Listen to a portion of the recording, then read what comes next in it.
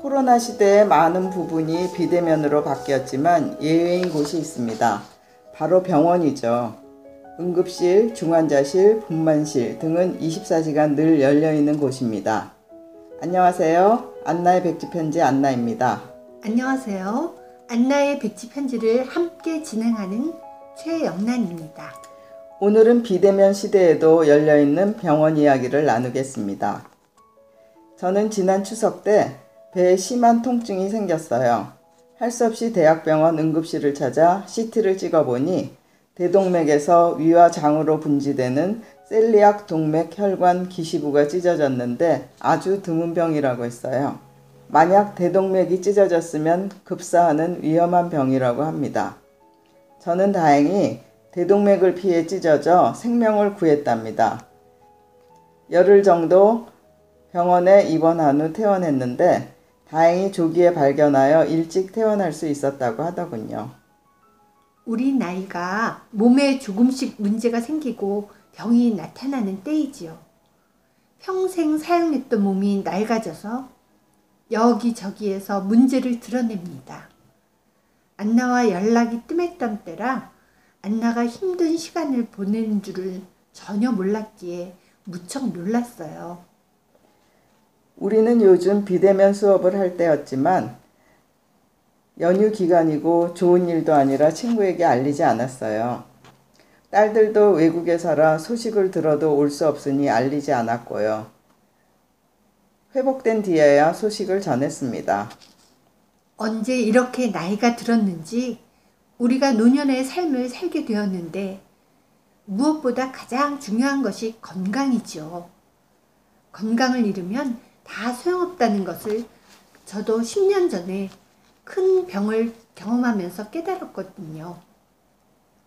그 후로는 제 몸을 잘 관리하는 것을 최우선으로 하고 살고 있어요. 병원이란 곳은 생명과 직결되어 있어서 비대면 시대라도 결코 문을 닫을 수 없다는 것을 새삼 느꼈습니다.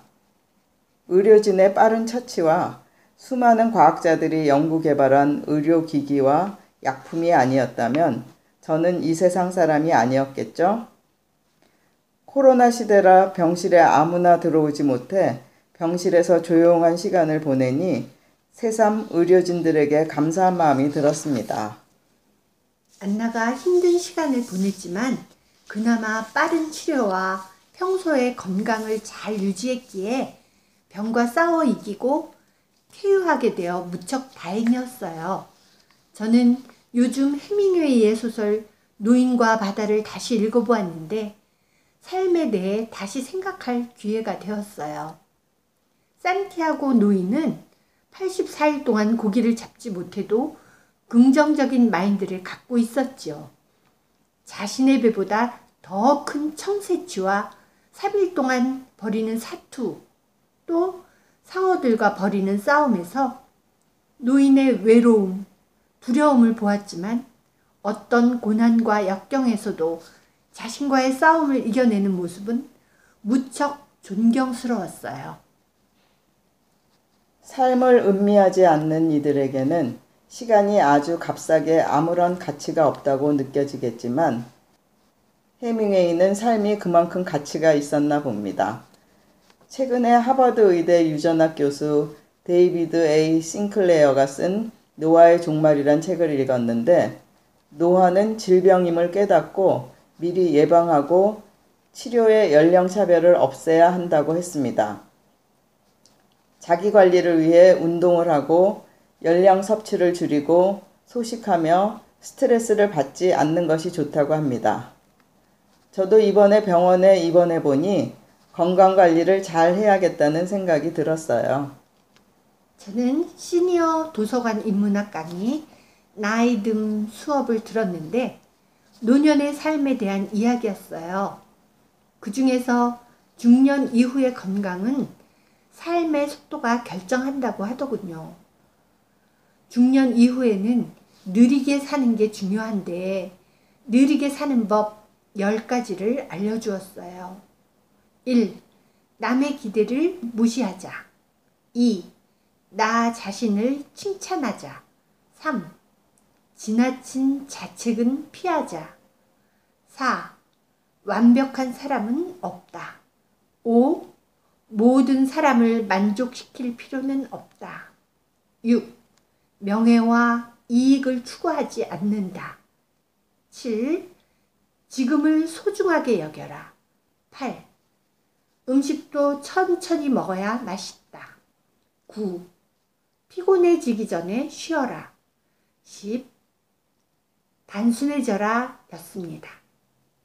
들으면서 실천해야겠다고 마음을 먹었지요. 노아의 종말 책에서는 인류가 점점 장수의 시대로 가고 있는데 수명이 연장되는 만큼 건강 수명까지 연장해야 하는 것이 도덕적 의무라고 했습니다. 맞아요. 작년에 안나의 백지편지 팟캐스트 게스트로 출연하신 조용서 어르신이 생각납니다. 93세의 연세에 경제적인 활동을 하고 계시고 매우 긍정적으로 사는 분이지요. 그분의 건강 비결은 많이 걷는 것이고 매사에 그러려니 하고 생각하는 거라고 하셨습니다. 그분 말씀을 듣고 저도 많이 걸어보려고 했는데 생각만큼 실천하기가 쉽지 않았어요. 이번에 제가 아프면서 건강관리도 많은 노력과 의지가 필요하다는 것을 새삼 깨달았습니다.